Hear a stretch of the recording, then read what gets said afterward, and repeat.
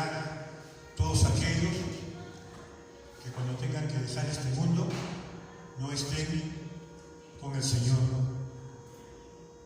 Era triste ver, hermano, cómo la gente se arrodilla, se tira al suelo y grita pidiéndole a Dios que cambie ese incendio. Pero pasado el momento, hermano, la gente del mundo vuelve a su rutina natural. Eso es triste, hermano. Pero bendito sea el Señor que puso en nosotros el querer y el hacer de su palabra. Que muchas veces ahí empujando con la flojera y con muchas cosas que son naturales, venimos a la casa de Dios. Amén. Venimos a la casa de Dios, porque aquí no venimos a otras cosas que a recibir palabra. Venimos aquí a alabarle y a adorarle a Dios. Nuestros ojos están puestos en Cristo. No tienen que estar puestos en el que predica. No tienen que estar puestos en el que falla. Los ojos tienen que estar puestos en Cristo, hermano. Autor y consumador de la vida. Cristo Jesús, muriendo por tus pecados y por los míos. Estamos avanzando en el libro de Apocalipsis. Yo voy a predicar hasta el capítulo 10 y después del capítulo 10 va a haber un par de meses que vamos a predicar otras cosas, otras necesidades de acuerdo a la necesidad del pueblo. Y posiblemente en junio estaremos completando los 10 capítulos más del Apocalipsis. No sé cuántos han seguido la secuencia.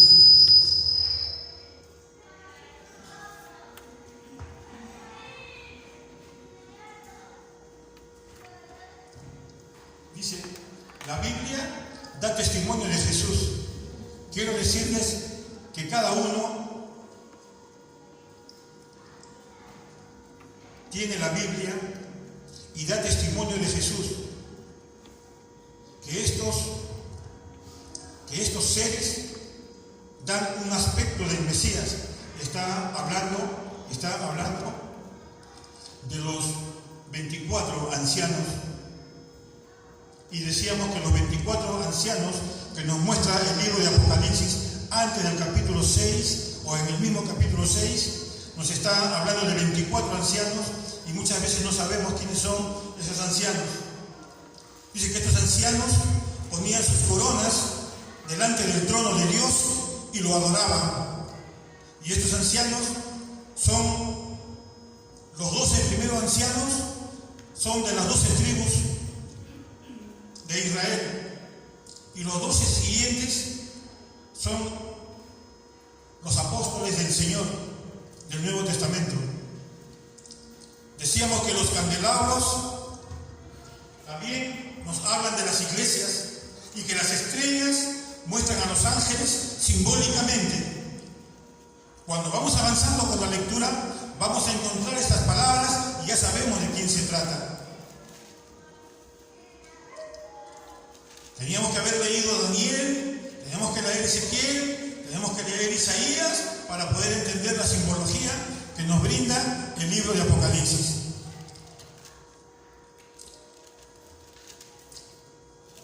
Dice, estos seres dan un aspecto del Mesías. Cada uno de ellos adora a Dios. Ahora, esos 4 seres vivientes tienen diferentes rostros. El primero como de un león, simbología, como de un león. Y si nos ponemos a pensar en la primera división del Nuevo Testamento, hay 4 evangelios. Están Mateo, Marcos, Lucas y Juan. Cada uno de los evangelios pinta un retrato particular de Jesús. Y estamos hablando acá de 4 seres vivientes y los evangelios del Nuevo Testamento son 4. Por eso que dice que pinta un retrato particular de cada uno de ellos, porque cada uno de estos, tanto Marcos, Lucas, Mateo y Juan, ven a Jesús con una perspectiva diferente. Dice, y Juan, ellos habla de una parte, habla de una faceta de nuestro Señor Jesucristo. Estos 4 evangelistas muestran facetas diferentes de Jesús y lo muestran en forma diferente, pero Jesús sigue siendo el mismo. Por ejemplo, Mateo empieza, si es leído en hebreo,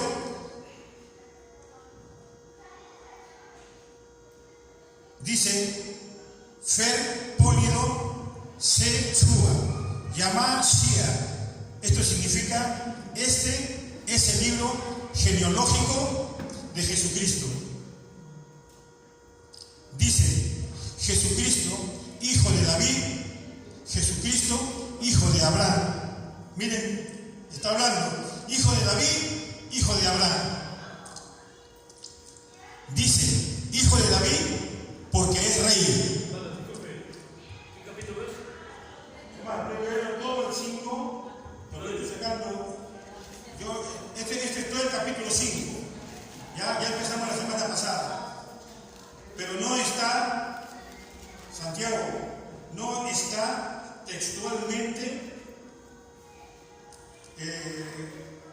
escrito como está en la Biblia, sino este es un perfil de todo lo que es Apocalipsis. Voy a ver, me quedé en hijo de David porque es rey, hijo de Abraham porque es judío. El león representa al rey de los animales.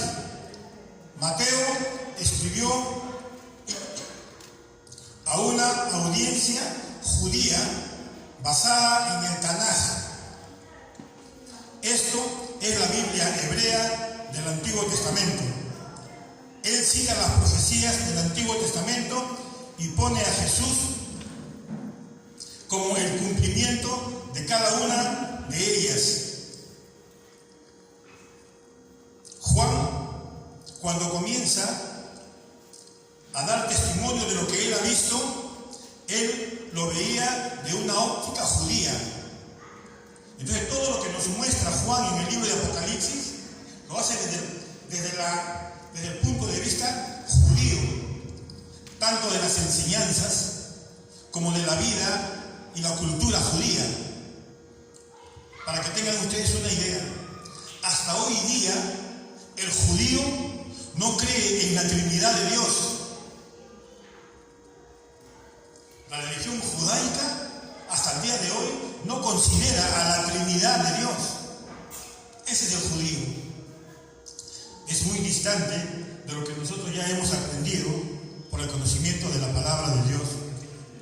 Hoy día, o en estos tiempos, estamos escuchando el mover y el sentir cómo se está trastocando la palabra de Dios. En muchas iglesias se están eliminando los diezmos. En muchas iglesias se está tocando el nombre de Jesús. Se dice que no hay infierno. Y todo eso, hermano, tenemos que tener mucho cuidado. Usted fue enseñado en la doctrina de Cristo, en la doctrina de los apóstoles. Y esa es la doctrina que tiene que seguir en nosotros hasta la venida de Cristo. Amén. Amén. No nos dejemos mover por grupos religiosos que están trastocando la palabra de Dios. Aún en las iglesias tradicionales hay problemas. Pero dice el Señor que aquel que ha sido cimentado en la roca, así vengan huracanes y vientos fuertes, no serán movidos. Dice en Mateo capítulo 1, vamos a ver las credenciales de este rey y Mesías judío. Esto comunica el primer aspecto. El segundo aspecto tiene el rostro como un becerro. En Ezequiel, él lo muestra como un buey. Ezequiel en el Antiguo Testamento dice que las cosas no se veían claramente porque aún no había venido Jesús. Pero ya en el Nuevo Testamento ya se ven claramente porque ya había venido Jesús y y Jesús dijo que Él era la luz. Entonces, en Ezequiel lo ven como un becerro y en Mateo ya lo muestran como un buey, ya formado, ya hecho. Marcos es el segundo libro canónico del Evangelio. Marcos escribe a una audiencia romana. El aspecto que toma Marcos es el aspecto como de siervo.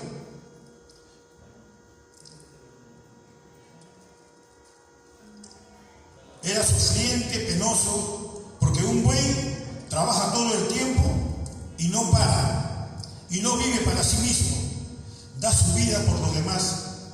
Entonces, lo que ve Mateo en Jesús es un hombre que vivió toda su vida en la existencia de la tierra, vivió por otros. Y el buey también trabaja todo el día por otros. No trabaja para sí mismo. Y Jesús no trabajó para Él. Él trabajó para nosotros. Todo lo que Él hizo era para nosotros. El tercer evangelio de Lucas tiene el rostro como de hombre. Lucas escribió a una audiencia gentil.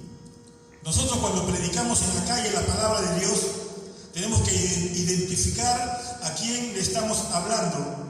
Porque aquel que conoce algo o conoce la palabra de Dios, no le podemos hablar como si fuese un gentil, ni a un gentil como a un creyente, ¿no? Entonces en el Evangelio hace la diferencia de verlo a Jesús.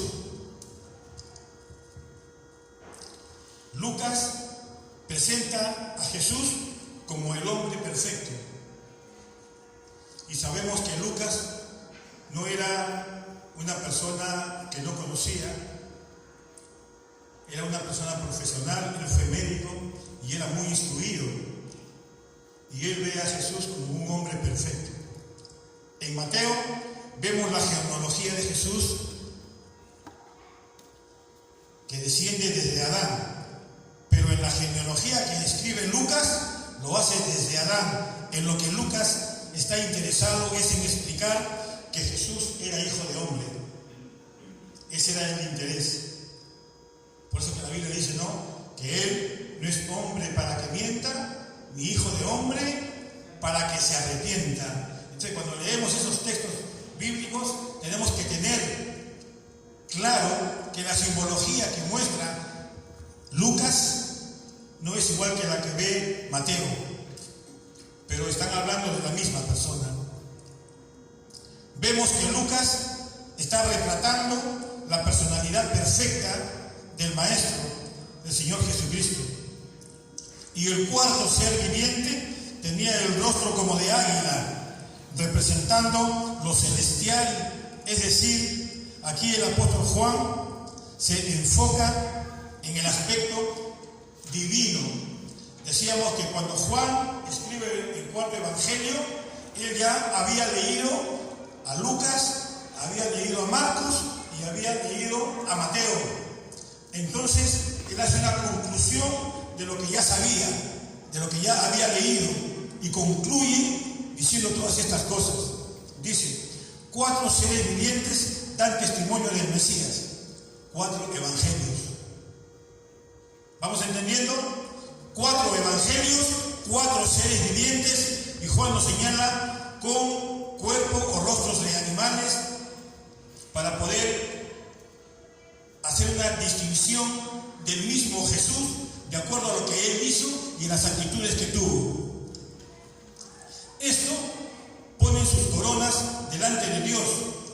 Dice, vamos a encontrar en el cielo mucha adoración. Eso es lo que nosotros cuando estemos allá vamos a encontrar. ¿Cuántos recuerdan que yo decía que cuántos son los que quieren llegar al cielo para adorar a Dios? ¿Cuántos son en esta iglesia? Amén. ¿Se dan cuenta? De repente, yo no soy dueño de la razón.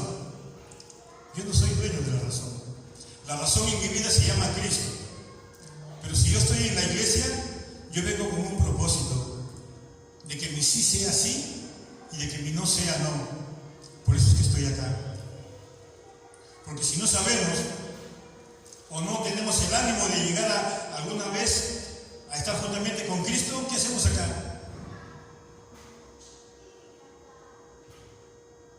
Demasiada sinceridad de mi parte. No es una falta de respeto, pero es una exhortación en forma muy personal. ¿Qué hacemos acá?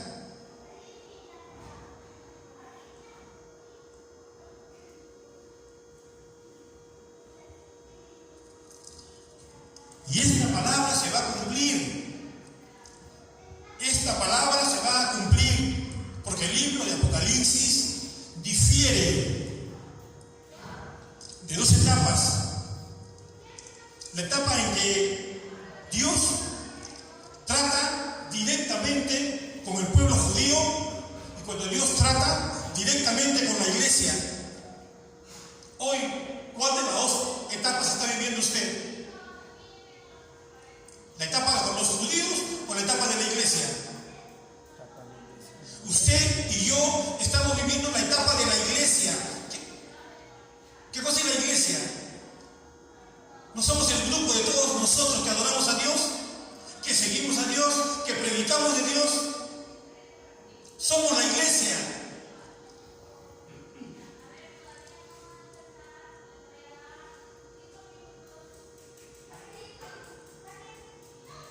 Un año atrás predicábamos cosas muy sencillas. Predicábamos la familia, predicábamos la sociedad, predicábamos un texto por aquí y un texto por allá. Queremos escuchar la palabra de Dios que nos haga sentir. Estamos predicando Apocalipsis y damos vuelta y vuelta y muchas veces no entendemos lo que estamos escuchando. ¿Qué queremos? Estamos como en el tiempo de los judíos. Dios mío, quiero comer carne.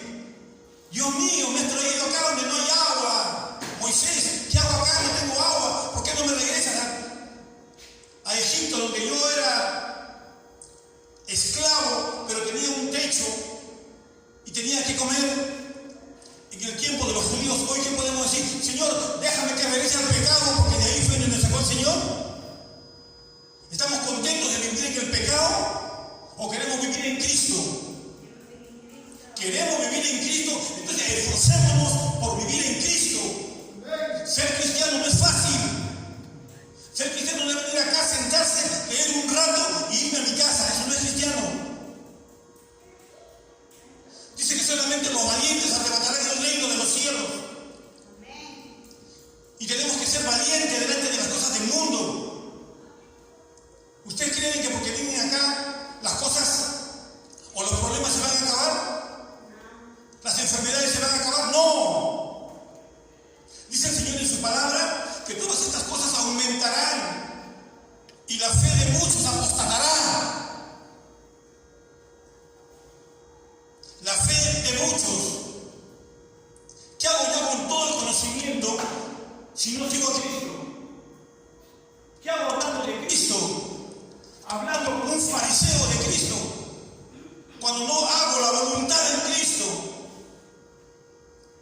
Les decía yo, cada capítulo de Apocalipsis me demoro 4 a 5 días. ¿De qué vivo yo? Y lo traigo a la iglesia con mucho amor lo traigo. Y me alegro por venir acá. Pero ¿cuál es el resultado, hermanos? Yo les predico para que ustedes vivan por mí. No. Yo les predico para que ustedes vivan mejor. Para que sepan a quién siguen. Para que sepan por qué están en la iglesia. Más claro, hemos visto que todo lo que hizo Jesús lo hizo por amor, no lo hizo por dinero. Y eso para mí es un ejemplo, para mí personalmente, eso es un ejemplo. porque yo no estoy acá por dinero. Estoy acá por amor a ustedes. Y solamente le pido que presenten sus cuerpos en sacrificio vivo, como dice Romanos. Esfuérzate y sé valiente, dice el Señor. No te esfuerces en criticar. Esfuérzate en predicar, en llevar el evangelio a todos los necesitados. Eso es lo que quiere Dios de nosotros.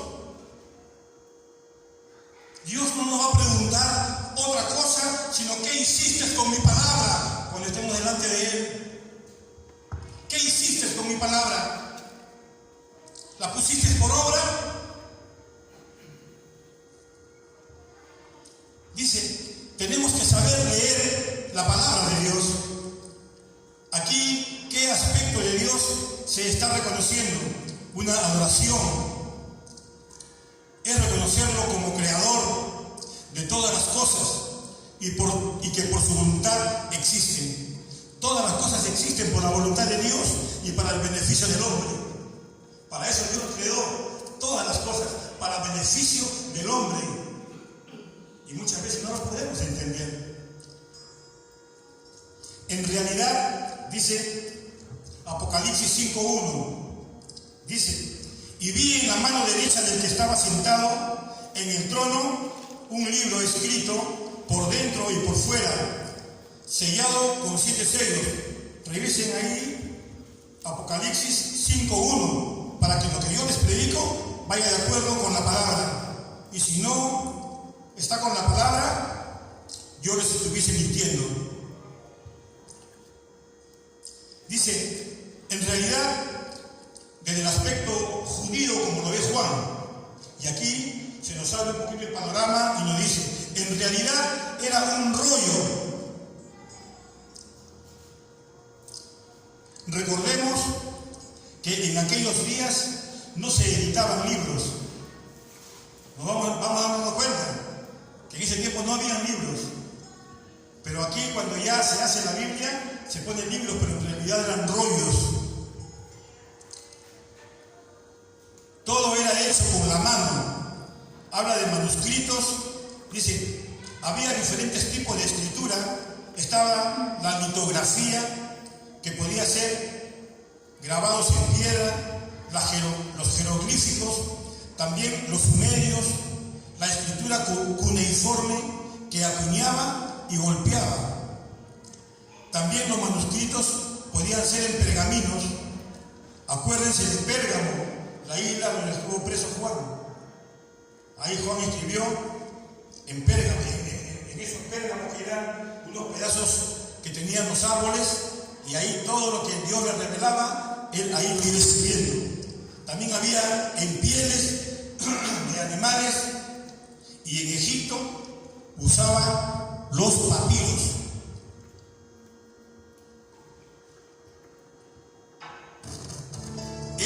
Esa era la forma en que en ese tiempo eran todas las escrituras.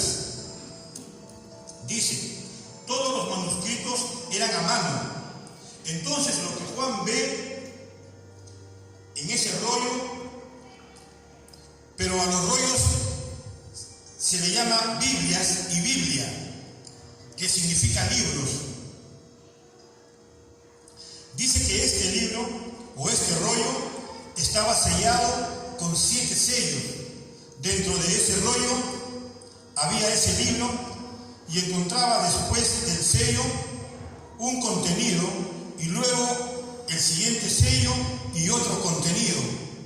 Este rollo tenía un aspecto inconfundible para los de aquella época.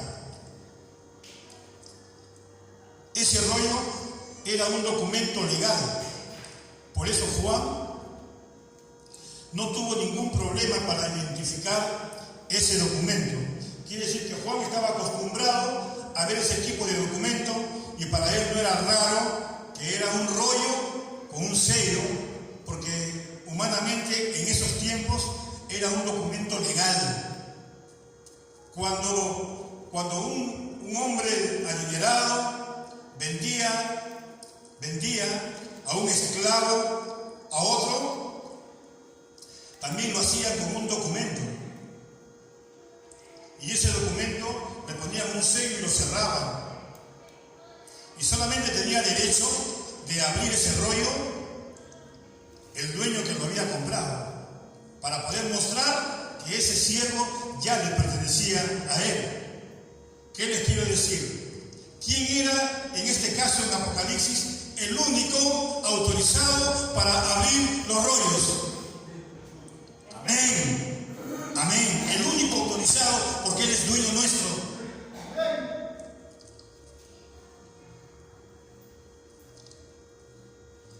El contexto del libro de Apocalipsis nos explica que en nosotros, dice, había un marco de trabajo concreto para interpretar qué y quién o tiene allí dentro. Habla de nosotros. Dice, Dios tomando el control de toda la tierra. ¿Cuántos estamos de acuerdo con eso? ¿Quién tiene el control de toda la tierra? Dios.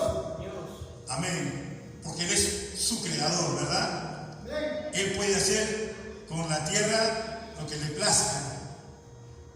Porque nosotros también, cuando obtenemos algo, o compramos, o adquirimos algo, somos dueños de lo que adquirimos y podemos hacer con ellos lo que mejor nos parezca. Amén. Amén. Hace poco pudimos ver en las noticias cuando un hombre quema su carro para que no le pongan una multa y no se lo lleven. Prefirió quemarlo antes que se lo lleven.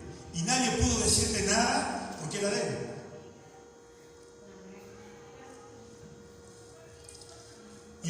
¿Y nosotros a quién le pertenecemos? A Dios. ¿Y quién es el único que puede hacer con nosotros lo que mejor crea en ganas? Siempre y cuando seamos conscientes de que verdaderamente somos hijos de Dios. El que es hijo de Dios se somete a la voluntad de Dios. Y el que no es hijo de Dios no se somete.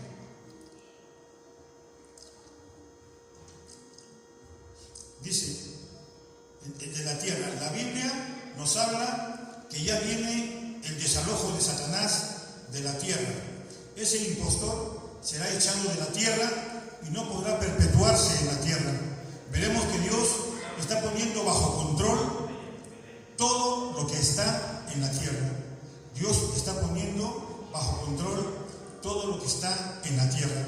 Entonces nosotros no nos desesperemos, porque según las Escrituras,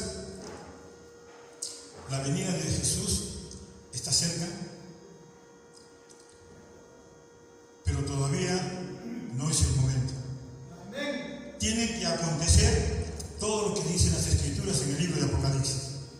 Dice, este documento legal es un título de propiedad y también como dueño ejerce su poder sobre su propiedad.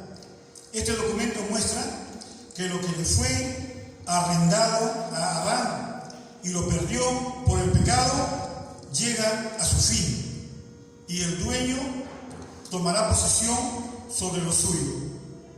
Dios le dijo al hombre, Dios le dio al hombre por arrendamiento la tierra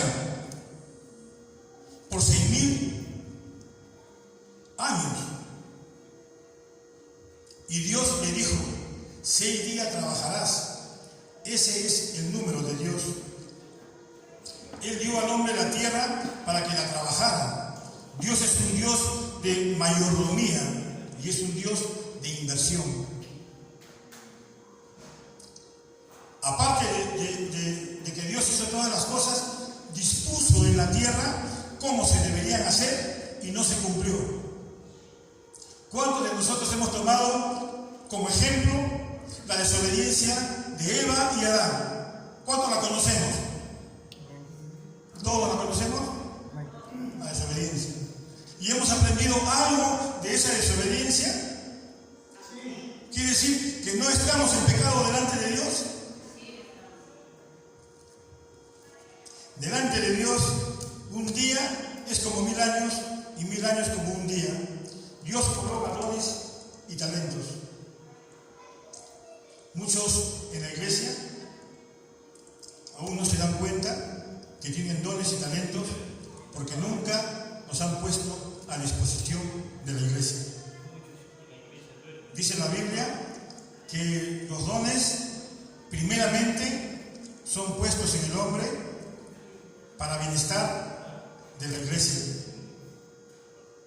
Amén. Para bienestar de la iglesia.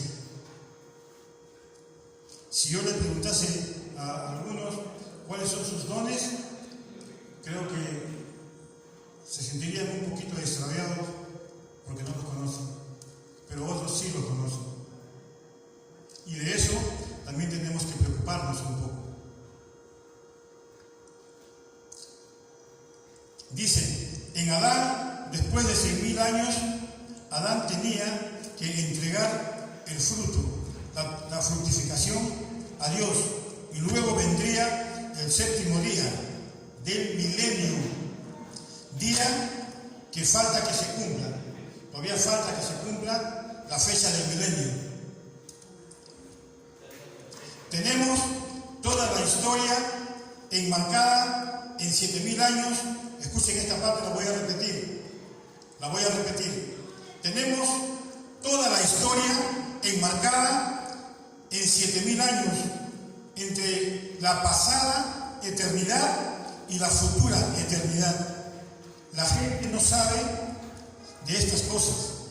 El arriendo está a punto de caducar, terminar. ¿Qué estamos esperando para que venga Cristo? La séptima trompeta. Para que venga Cristo. Ahora, ¿qué pasó con Adán como administrador de la tierra? Pues Adán pecó y le entregó todo a Satanás y todo se convirtió en un caos. En el libro de Génesis, todo se convirtió en un caos. Y si estamos nosotros en este tiempo de iglesia, viviendo en pecado, ¿en qué se convierte tu vida, tu hogar y tu entorno? Si no es en un caos. No es muy difícil identificar a un cristiano. No es muy difícil identificarlo. ¿Saben lo que dice la Biblia? Por sus hechos os conoceréis, no por lo que dice, sino por lo que hace. Así se identifica al cristiano.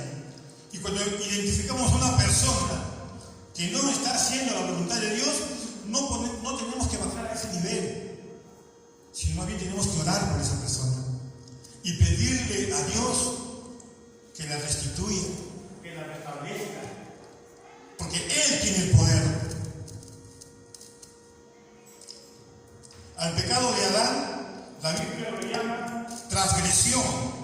El mensaje de Adán a Dios fue: no tu voluntad, sino la mía. Y ahora, ojo, esa partecita tengan muy en cuenta, porque muchos conscientemente tienen esa actitud. Dice, el mensaje de Adán a Dios fue: no tu voluntad, sino la mía. Y por eso, el segundo y postrer Adán, Jesucristo, es revertir la decisión en el huerto de Getsemaní. Él dijo: no mi voluntad, sino la tuya. Amén. Jesús dijo lo contrario de Adán. Le dijo a Dios: que no sea mi voluntad, Señor, sino que sea la tuya. Y Adán le dijo: no, tu voluntad, no, que sea la mía. Y ese contraste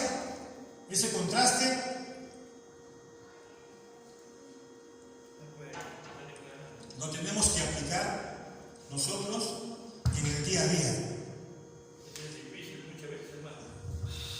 Si fuese fácil, la iglesia estaría llena y todas las iglesias estarían llenas. Pero las cosas de Dios no tienen que costar un esfuerzo. No tienen que costar. Por eso dice que solamente los valientes arrebatarán el reino de los cielos. Siempre tenemos un porqué y siempre tenemos una excusa. Siempre hay una excusa. Yo sé que muchas veces me pueden tildar hasta de molestoso cuando les insisto a los hermanos, vengan a la iglesia, estudien, vengan a la oración, prepárense. Sé que puede caer hasta cargoso, pero ¿saben qué? Algún día lo van a agradecer. Algún día lo van a agradecer. De que hay que luchar con muchas cosas. Hay que luchar con muchas cosas, hermano. Y primeramente, o antes de luchar con alguien, tenemos que luchar con nosotros mismos. Como decía el apóstol Pablo, ¡ay de mí! ¡Ay de mí! Pero lo decía con un dolor y con una pena, ¡ay de mí! Si no predicase al Señor. ¡Ay de mí! Ahora ese ¡ay de mí! Es un resultado por lo cual hoy día nos acompaña nuestro amigo Douglas. Párate, Douglas. Douglas viene conmigo desde San Martín. Gloria a Dios.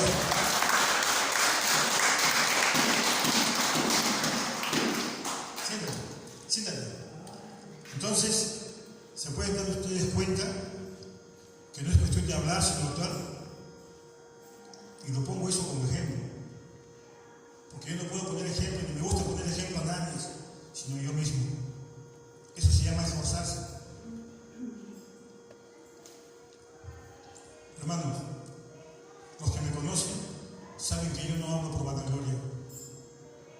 Los que me conocen saben que no hablo por vanagloria. Y así como me preocupo por los que están cerca de mi casa y los que están lejos de mi casa, aún hago que graben estas prédicas porque se van al extranjero, a España, a Estados Unidos, a Chile, a familiares, a amigos. Porque no, por muy lejos que estén, ¿por qué no pueden escuchar la palabra de Dios? ¿Por qué no? Ahí está. Llego a mi casa, les mando, gracias.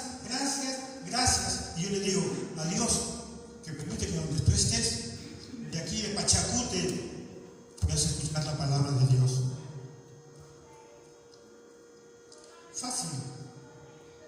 Fácil, hermanos.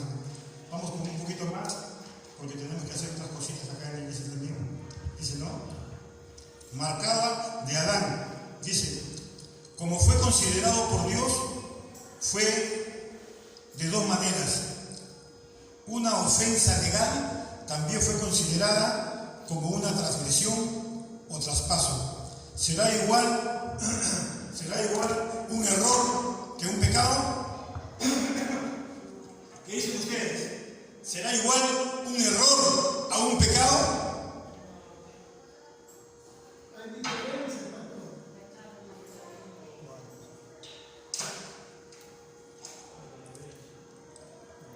Hay una diferencia abismal, ¿no?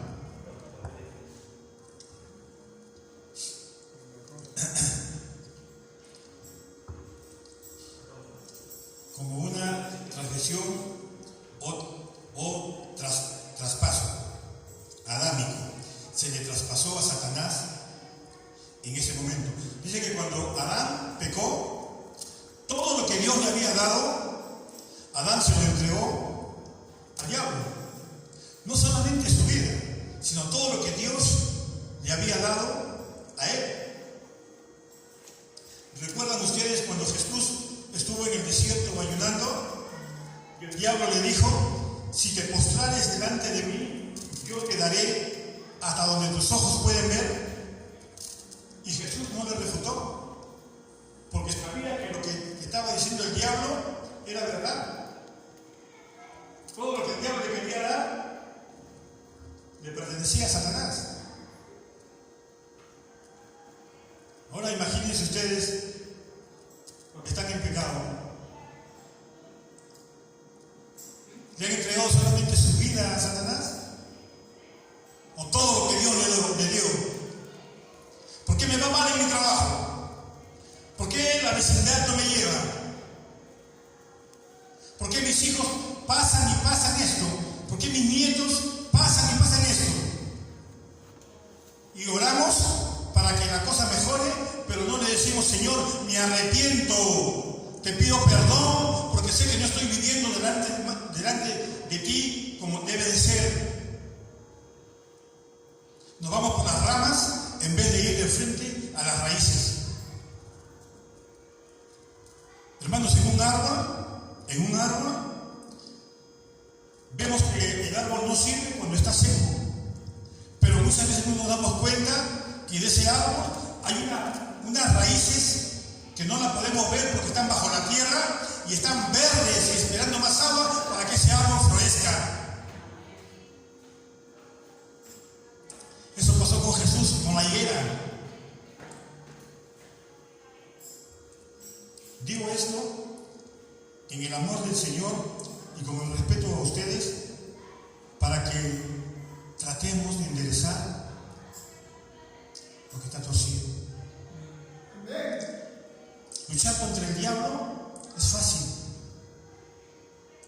Al diablo lo vencemos con la palabra. Pero luchar contra nosotros mismos es lo difícil. Pobre de mí, decía Pablo. El pecado que mora en mí, la concupiscencia que muchas veces se pone por encima del amor que Dios ha puesto en sus corazones. Pobre de mí, decía Pablo, que lo que no quiero hacer, eso hago. ¿Cuántas veces que usted no repite esa palabra en una oración personal con Dios? ¿Cuántas veces no le dice, Señor, yo reconozco que todo lo que está en mi entorno y en mi hogar está pasando no por tu culpa, sino por la mía? Porque tú eres soberano, tú no fallas, el que fallo soy yo. Ayúdame a enderezar el camino. Porque así como existe la bendición hasta la cuarta generación, también existe la maldición hasta la cuarta generación. Esto no es cosa de juego. Tú no fuiste separado por el Señor para nada. Si tú fuiste separado, tú ya no puedes renunciar. El que es llamado sí puede renunciar. El que es separado no renuncia. Porque muchos serán los llamados, pero pocos los escogidos. Amén.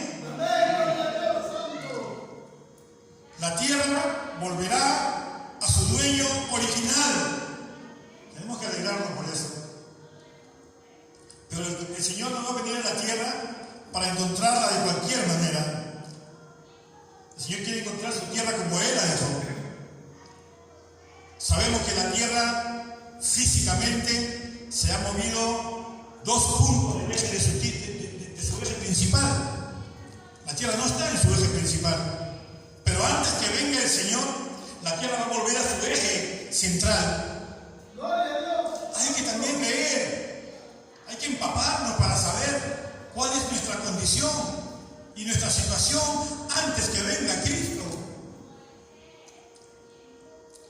Por eso decimos que el entero argumento de Apocalipsis tiene que ver con el cielo, tomando posesión de la tierra, y al mismo tiempo tiene que ver con la expulsión y el desalojo del intruso, invasor, Satanás.